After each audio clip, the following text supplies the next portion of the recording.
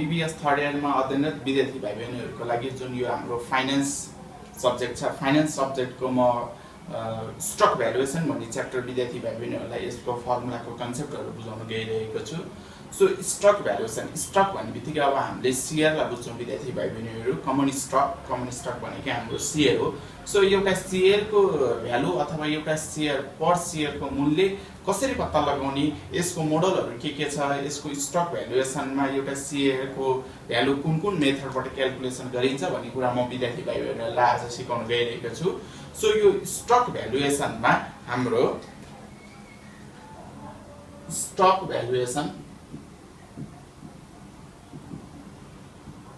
Valuation हामी dividend discount मोडलबाट पनि calculation गर्छौँ। डिभिडेन्ड डिस्काउन्ट मोडल, यसलाई हामी सर्टकटमा DDM पनि भन्छौँ विद्यार्थी भाइ बहिनीहरू। त्यस्तै गरेर हाम्रो प्राइस अर्निङ रेसियो मोडल हुन्छ।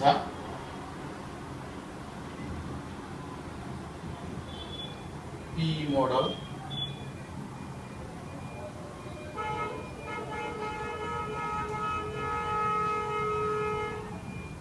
Price to P ratio model लेखौँ, क्लियर हुन्छ। पी रेसियो मोडल, त्यस्तै price to sales ratio model. So विद्यार्थी भाइ बहिनीहरू, हाम्रो स्टकको भ्यालुएसन, एउटा सेयरको मूल्य कसरी पत्ता लगाउने भनेर हामी क्याल्कुलेसन गर्न हामीसँग तीनवटा मेथडहरू छन्। Dividend discount model, price earning ratio model र price to sales ratio model. र एक्जामको पोइन्ट अफ भ्यूले विद्यार्थी भाइ बहिनीहरू यो स्टक भ्यालुएसनबाट लङ क्वेसन आयो भने हामीलाई 15 मार्क्समा क्वेसन आउँछ भने नर्मली हामीलाई 10 मार्क्समा क्वेसन पनि बोर्ड एक्जाममा सोधिरहेको छ। सो यस मोडल मध्ये चाहिँ सबैभन्दा मोस्ट इम्पोर्टेन्ट मोडल भनेको डिभिडेन्ड डिस्काउन्ट मोडल हो। यसबाट म्याक्सिमम क्वेसनहरू आइरहेको हुन्छ बोर्ड एक्जाममा। त्यस्तै गरेर यो मोडल पनि हामी सिक्छौँ, तर यो च्याप्टरमा चाहिँ हाम्रो most important dividend discount model विद्यार्थी भाइ बहिनीहरूले सिक्नु पर्यो। सो यो डिभिडेन्ड डिस्काउन्ट मोडलमा चाहिँ अब हाम्रो टाइप्सहरू के छ, यसमा के पर्छ भन्ने कुरा विद्यार्थी भाइ बहिनीहरूलाई म सिकाउनु गइरहेको छु। हेर्नु त, जस्तै डिभिडेन्ड डिस्काउन्ट मोडलभित्र हामी एउटा जेरो ग्रोथ मोडल पढ्छौँ, जेरो ग्रोथ मोडल। त्यस्तै हामी कन्स्ट्यान्ट ग्रोथ मोडल,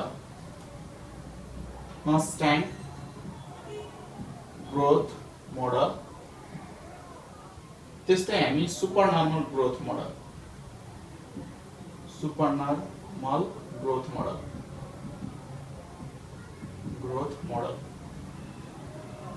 अब यो तीनवटा मोडलबाट, जस्तै zero growth model, constant growth model र सुपर नर्मल ग्रोथ मोडलबाट हामी कसरी एउटा सेयरको मूल्य फाइन्ड आउट गर्छौँ, कसरी भ्यालु अफ स्टक क्याल्कुलेसन गर्छौँ, कसरी इन्ट्रान्जिक भ्यालु अफ स्टक हामी फाइन्ड आउट गर्छौँ भन्ने कुरा म विद्यार्थी भाइ बहिनीहरूलाई सिकाउन गइरहेको छु। फर्स्टमा त विद्यार्थी भाइ बहिनीहरूले के बुझ्नु पर्यो भने यो च्याप्टरमा चाहिँ हामी स्टकको भ्यालु फाइन्ड आउट गर्न सिक्ने हो। सो यसमा चाहिँ अलिअलि हाम्रो टाइम भ्यालु अफ मनीको कन्सेप्ट पनि यहाँनिर आउँछ। अब यो मोडलहरूको सर्टकटमा विद्यार्थी भाइहरूलाई म के भन्न सक्छु भने एउटा सेयरको मूल्य के हो। अब डिभिडेन्ड डिस्काउन्ट मोडल अनुसार चाहिँ एउटा सेयरको मूल्य भनेको total present value of dividend is known as value of stock today. So डिभिडेन्डहरू फ्युचरमा हामीले जति पनि डिभिडेन्डहरू पाउँछौँ त्यो डिभिडेन्डहरूको आजको प्रेजेन्ट भ्यालु भनेकै हाम्रो भ्यालु अफ स्टक टुडे हो। सो यो कन्सेप्टमा डिभिडेन्ड डिस्काउन्ट मोडलको कन्सेप्टमा अब हामीले के गर्ने हो भने विद्यार्थी भाइ बहिनीहरू फ्युचरमा पाउने सम्पूर्ण डिभिडेन्डहरूलाई चाहिँ प्रेजेन्टमा ल्याउने हो। सो प्रेजेन्टमा ल्याएर हामी सम गर्ने हो। सम गर्दाखेरि हाम्रो जे जति भ्यालु फाइन्ड आउट हुन्छ त्यसलाई नै हामी भ्यालु अफ स्टक टुडे भनेर भन्छौँ। सो डिभिडेन्डको होल अमाउन्ट दियो भने होल अमाउन्टलाई नै हामी प्रेजेन्टमा कन्भर्ट गरेर भ्यालु अफ फर्म टुडे पनि निकाल्न सक्छौँ। Value of form today find out भयो भने हामी त्यसलाई नम्बर अफ सेयरले डिभाइड गरेर एउटा सेयरको मूल्य निकाल्न सक्छौँ। त्यस्तै हामीलाई डिभिडेन्ड क्वेसनमा डाटा दिँदाखेरि होल अमाउन्ट नदिएर डिभिडेन्ड पर सेयर दियो भने डिभिडेन्ड पर सेयरको हेल्पबाट पनि हामी सम्पूर्ण त्यो फ्युचरमा पाउने डिभिडेन्ड पर सेयरलाई प्रेजेन्टमा ल्याएर नि हामी सिधै price per share value of stock हामी सिधै फाइन्ड आउट गर्न सक्छौँ। सो अब यो तीनवटा मोडलहरू विद्यार्थी भाइ बहिनीहरूलाई यसको फर्मुलाहरू म बुझाउन गइरहेको छु। सो यो डिभिडेन्ड डिस्काउन्ट मोडल हामी सकेर म प्राइस अर्निङ रेसियो मोडल र price to sales ratio model पनि विद्यार्थी भाइ बहिनीहरूलाई पढाउँछु। सधैँभरि हामी डिभिडेन्ड डिस्काउन्ट मोडलबाट हामी value of stock today find out गर्न सक्दैनौँ। यसमा केही यसको लिमिटेसनहरू पनि छ, यसमा केही प्रब्लमहरू छ। यसबाट हामी सबै केस सधैँभरि जुनसुकै केसमा नि यसबाट हामी भ्यालु अफ स्टक टुडे निकाल्न नसक्ने भएको कारणले गर्दाखेरि हाम्रो प्राइस अर्निङ रेसियो मोडल र price to sales ratio model पनि छ। त्यो नेक्स्ट क्लासहरूमा हामी डिस्कस गर्छौँ। आज चाहिँ हामी डिभिडेन्ड डिस्काउन्ट मोडलको फर्मुलाहरू बुझ्न गइरहेको छौँ। सो अब हामी जेरो ग्रोथ मोडलबाटै स्टार्ट गर्छौँ। सो जेरो ग्रोथ मोडलमा के हुन्छ भने विद्यार्थीहरूले डिभिडेन्डको ग्रोथ हुँदैन। एउटा कुनै यस्तो कम्पनी छ जहाँ चाहिँ उसको डिभिडेन्डको ग्रोथ हुँदैन। मानौ जस्तै यो हाम्रो एउटा एसके कम्पनी छ। एसके कम्पनीले डिभिडेन्ड लास्ट इयर D0 भनेर इन्डिकेट गर्छौँ। डिभिडेन्ड उसले एउटा सेयरमा 10 रुपैयाँ दियो भने अब 1 इयरमा उसले डिभिडेन्ड त्यही 10 रुपैयाँ दियो। त्यस्तै 2 इयरमा नि डिभिडेन्ड त्यही 10 रुपैयाँ दियो, 3 इयरमा नि डिभिडेन्ड त्यही 10 रुपैयाँ दियो र यसरी फरएभर जान्छ। स्टक भ्यालुएसनमा हामी यहाँ त हुँदैन। कुनै पनि कम्पनीको तपाईहरूले सेयर किन्नुभयो भने विद्यार्थी भाइ बहिनीले सेयर किन्नुभयो भने त्यो कम्पनीले यति समयपछि तपाईँको पैसा लगानी फिर्ता गर्ने भन्ने त हुँदैन। त्यहाँनिर म्याचुरिटी पिरियड त हुँदैन। सो यहाँनिर हाम्रो पर्पेचुअल केस हुन्छ। हाम्रो यहाँनिर नम्बर अफ इयर हुँदैन। यो विद्यार्थी भाइ बहिनीले बुझ्नु पर्यो। यसरी डिभिडेन्ड हामी पाउँदै जान्छौँ। सो यसरी डिभिडेन्ड हामी पाउँदै जान्छौँ। यसमा ग्रोथ भएन। हेर्नुहोस् त विद्यार्थी भाइ बहिनीहरू, ग्रोथ भएन। लास्ट इयर पनि 10, हाम्रो दिस इयर पनि 10, त्यसपछि हाम्रो 10 रुपिस 10 पर सेयर जहिले फरएभरको लागि हाम्रो रुपिस 10 पर सेयर डिभिडेन्ड छ। सो अब यस्तो केसमा मैले के भनेको छु भने value of total present value of future dividend is known as value of stock today भनेर भनेको छु मैले। सो अब यसरी आउने रुपिस 10 फरएभरको लागि आइरहन्छ। यो पर्पेचुअल केस भयो। टाइम भ्यालु अफ मनीमा हामीले पढेको हो। कुनै पनि क्यास फ्लो फरएभरको लागि हाम्रो सेम कन्सेप्टमा यो इभन केस भयो। हाम्रो रिपिट हुँदै जान्छ, डिपोजिट हुँदै जान्छ। यस्तो किसिमको क्यास फ्लोहरू छ भने त्यसको प्रेजेन्ट भ्यालु कसरी निकाल्ने भनेर हामीले टाइम भ्यालु अफ मनीमा पढेको हौँ। त्यो कन्सेप्ट अलिक क्लियर छैन भने विद्यार्थी भाइ बहिनीहरूलाई म भन्दैछु। अब यस्तो केसमा चाहिँ हामी प्रेजेन्ट भ्यालु कसरी फाइन्ड आउट गर्छौँ भने यो जेरो ग्रोथ मोडलमा, यसलाई हामी जेरो ग्रोथ मोडल भन्छौँ। जेरो ग्रोथ मोडलमा हेर्नुहोस् त डिभिडेन्डको ग्रोथ भएको छैन। So P0 value of stock today भनेको डिभिडेन्डको present value, total present value of dividend हो P0 भनेको। So total present value of dividend यो केसमा चाहिँ कसरी प्रेजेन्ट भ्यालु निकाल्छौँ भने डिभिडेन्ड हामी जुन डिभिडेन्ड छ एउटा PMT एउटा डिभिडेन्डलाई हामी माथि राख्छौँ, डिभाइड हामी केएस मार्केटको रिक्वायर्ड रेट अफ रिटर्न तल राख्छौँ। भन्नुको मतलब यो बजारमा मानौँ एकछिनको लागि केएस बजारमा तलेको ब्याज दर भन्ने 12% छ भने हामी यसरी यो डिभिडेन्डलाई यो रिक्वायर्ड रेट अफ रिटर्नले डिभाइड गर्छौँ विद्यार्थी भाइ बहिनीहरू। यसरी चाहिँ हामी P0 फाइन्ड आउट गर्छौँ। सो P0 को फर्मुला भनेको हाम्रो जेरो ग्रोथ मोडलमा डिभिडेन्ड डिभाइड बाइ केएस हुने भयो। यो बुझ्नु पर्यो विद्यार्थी भाइ बहिनीहरूले। सो अब यसमा चाहिँ अब यसको मेन कन्सेप्ट के हुन्छ भने विद्यार्थी भाइ बहिनीहरू वेयर भनेर मैले लेखिदिइरहेको छु यसको concept. Where P0 is equal to value of stock today, त्यस्तै डिभिडेन्ड केएस भनेको required rate of return,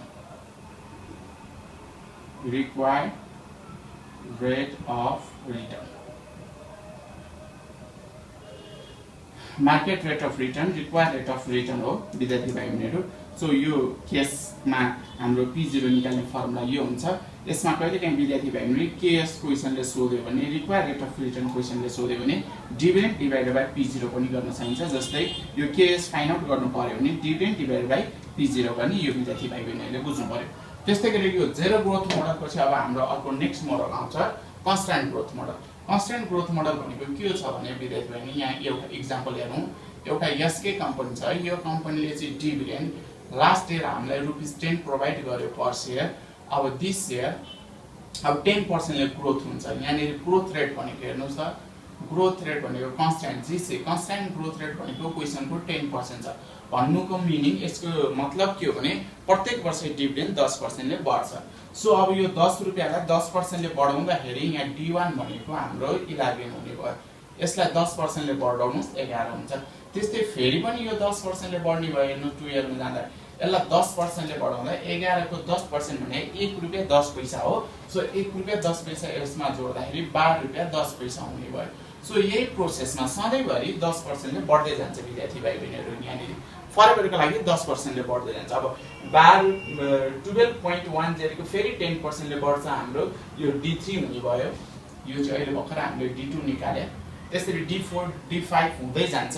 so यो केसमा चाहिँ अब हामीले कसरी एउटा भ्यालु यो डिभिडेन्डहरुको प्रेजेन्ट भ्यालु क्याल्कुलेसन गर्ने भन्ने कुरो हुन्छ। सो हामी कन्स्ट्यान्ट ग्रोथ मोडलमा छ। Constant growth model so constant growth मोडलमा अब हामीले के गर्छौं भने विद्यार्थी भाइ बहिनीहरु P0 भनेको total present value of dividend नै हो। कन्सेप्ट हाम्रो त्यही नै हो। So total present value of dividend कसरी क्याल्कुलेसन गर्छ भने यो यस्तो केसमा चाहिँ फरवर्डको लागि हाम्रो एउटा फिक्स रेटमा कन्स्ट्यान्ट छ भने हामी D1 लिन्छौं, D0 लिन्छौं, 1 + G गर्छौं। भन्नुको मतलब D0 लाई ग्रोथ रेटमा 1 वर्ष उता लिएर गएको भन्नुको मतलब यो D1 हो D1 GC हो। यो हाम्रो फर्मुला हुनेछ विद्यार्थी भाइ बहिनीहरुले यो याद गर्नु पर्यो। जस्तै अब हामी P0 फाइन्ड आउट गर्दै छौं भने माथि D1 राख्नु पर्छ। D1 / KS - GC। त्यस्तै कहिलेकाहीँ हामीलाई यहाँको भ्यालु 2 इयर आफ्टर 2 इयर को हाम्रो स्टकको भ्यालु फाइन्ड आउट गर भनेर क्वेशनले भन्छ। त्यो भनेको P2 निकाल भनेको। सो P2 निकाल्नको लागि एउटा कन्सेप्ट हेरौँ। 2 इयर पछाडीको शेयरको भ्यालु फाइन्ड आउट P0 निकाल्नलाई माथि D1 लियो भने विद्यार्थी भाइ बहिनीहरु P2 निकाल्न माथि D3 लिनुपर्छ। D3 / KS - GC हुन्छ। यो कन्सेप्ट बुझ्नु पर्यो। वा यो D3 भनेको फेरि के हो भने विद्यार्थी भाइ बहिनीहरु D2 * 1 + G हो।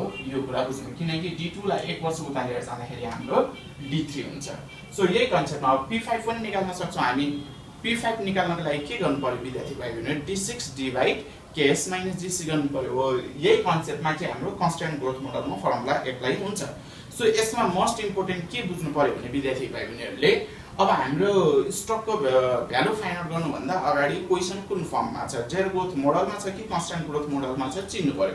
जेरो ग्रोथ मोडलमा जी क्वेशनमा ग्रोथ रेट कहीं कतै पनि देखिएन भने हामीले यो फर्मुला हाल्नु पर्यो। P0 = D10 / KS को फर्मुला हाल्नु पर्यो। जी कहीं कतै पनि देखिएन भने तर क्वेशनमा जी ग्रोथ रेट देखियो, एउटा मात्रै ग्रोथ रेट देखियो र फरवर्डको लागि त्यो कन्स्ट्यान्ट हुन्छ भने त्यस्तो खालको क्वेशन छ भने त्यसमा चाहिँ एउटा शेयरको भ्यालु फाइन्ड आउट गर्नको लागि हामीले यो फर्मुला हाल्नु पर्यो। D0 * 1 + G / KS - GC वा D1 / KS - GC यो फर्मुला हाल्नु पर्यो। यो विद्यार्थी भाइ बहिनीहरुले बुझ्नु पर्यो। अब यस पछाडी अर्को मोस्ट इम्पोर्टेन्ट फर्मुला भनेको हाम्रो लागि सुपर नर्मल ग्रोथ मोडल हो। यो एकदमै मोस्ट इम्पोर्टेन्ट हो। यस च्याप्टरबाट हामीलाई बोर्ड एक्जाममा क्वेशन आयो भने सुपर नर्मल ग्रोथ मोडल कहिले पनि छुट्दैन। विद्यार्थी भाइ बहिनीहरुले यो बुझ्नु पर्यो। सो सुपर नर्मल ग्रोथ मोडलमा के हुन्छ त यहाँनिर हेरौँ त। जस्तै super normal growth model so super normal growth मोडलमा के हुन्छ भने जस्तै यो एउटा हाम्रो यसकै कम्पनी छ। अघिकै एक्जाम्पल लिउँ। यो कम्पनीले चाहिँ हाम्रो last year dividend D0 10 provide गरेको हो। दिस इयर हाम्रो ग्रोथ रेट त्यही हो। जी या सुपर नर्मल यो चाहिँ सुपर नर्मल ग्रोथ रेट भनेको सुपर नर्मल ग्रोथ रेट 10% छ भन्नुको मतलब यहाँनिर अब हाम्रो D1 भनेको 11 हुने भयो, 10% ले बढ्यो। त्यसपछि यहाँनिर अब हामी 2 इयरमा पुग्दाखेरि फेरि 10% ले बढ्यो। D2 भनेको अब 11 रुपैयाँलाई 10% ले बढाउँदा ₹1.10 बढ्छ भन्नुको मतलब ₹12.10 भयो। यस्तो भयो। सो अब यहाँबाट नि फेरि 10% ले बढ्छ। यहाँबाट नि 10% ले बढ्यो। अब यसलाई हामी 10% ले बढाउँ विद्यार्थी भाइ बहिनीहरु।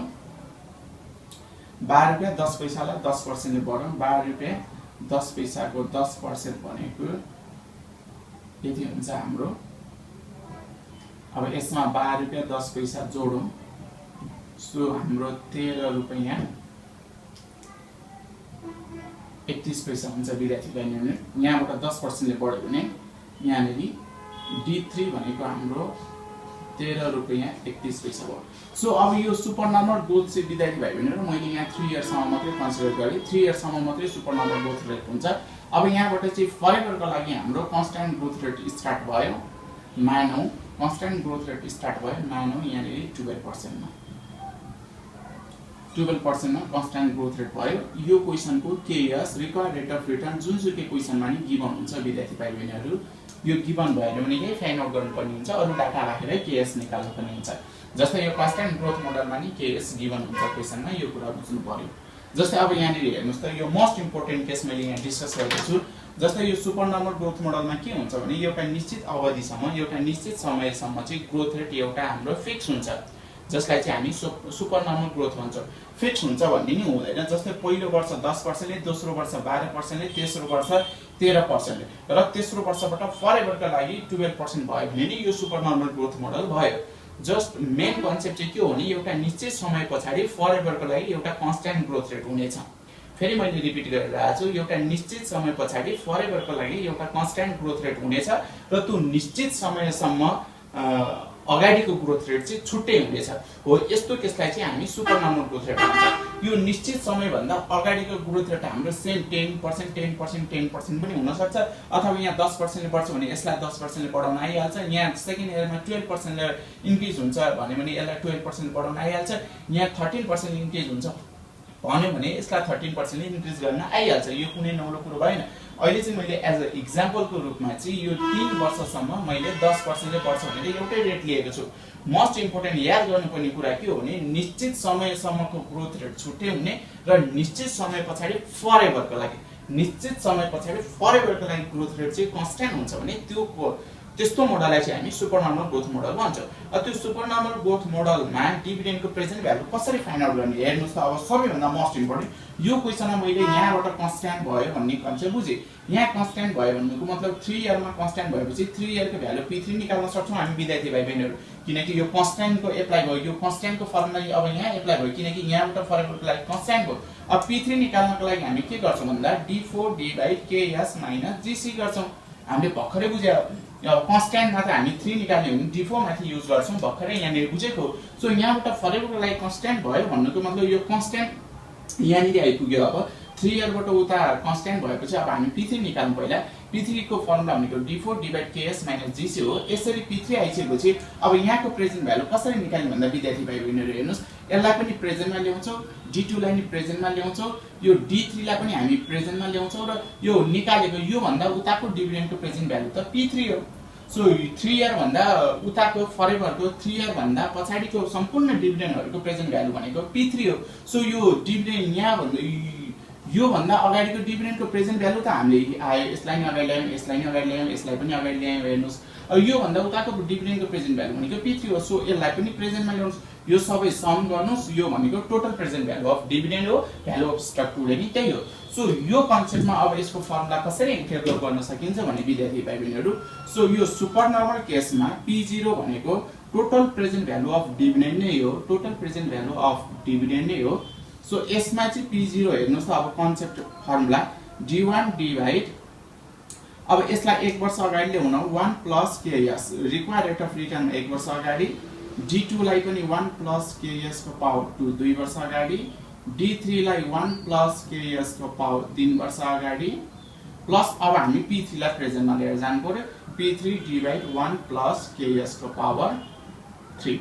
यो P3 लाई डाइरेक्ट यहाँ हामी सम गर्न नि सक्छौं किनकि D3 पनि 3 वर्ष अगाडि जाने हो, P3 पनि, यो D3 पनि 3 वर्ष अगाडि जाने हो, P3 पनि 3 वर्ष अगाडि जाने हो। So D3 + P3 divide 1 + KS को पावर हामी सिधै 3 गर्न पनि सक्छौं विद्यार्थी भाइ बहिनीहरु, यो कुरा बुझ्नु पर्यो।